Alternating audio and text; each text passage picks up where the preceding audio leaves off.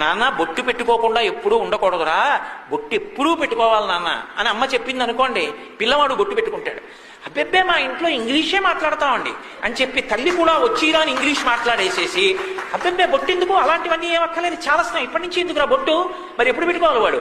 దంతంబుల్ పడనప్పుడే, తనువుయందు ఆరూఢి ఉన్నప్పుడే, కాంతా సంఘము రోయనప్పుడే, జలాక్రాంతంబు కానప్పుడే, వింతల్ మేన చెరించినప్పుడే, కురుల్ వెల్వెల్ల కానప్పుడే, చింతింపన్ బలమీ పదంబుజవలం శ్రీకాళహస్తీశ్వర అంటాడు దుర్జటి.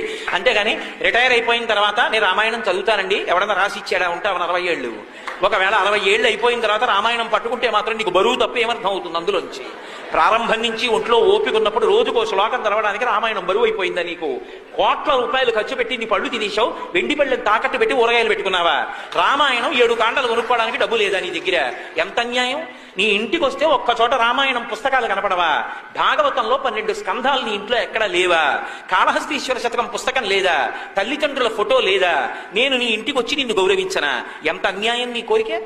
కనీసం రామాయణం 7 కాండల పుస్తకాలు ఇంట్లో లేకపోతే ఇప్పుడు మనుష్యుడు అని చెప్పడం ఎలా సాధ్యం అండి? ఇన్ని కోట్లు ఖర్చు పెడుతున్నావు, చదవకపోతే పీడాపోయేది. రోజు దాని మీద పువ్వేసి నమస్కారం పెట్టు, రాముడంత ధర్మానుష్ఠాన తత్పరుడు ఎప్పుడో అప్పుడు నీ వంశంలో వస్తాడు.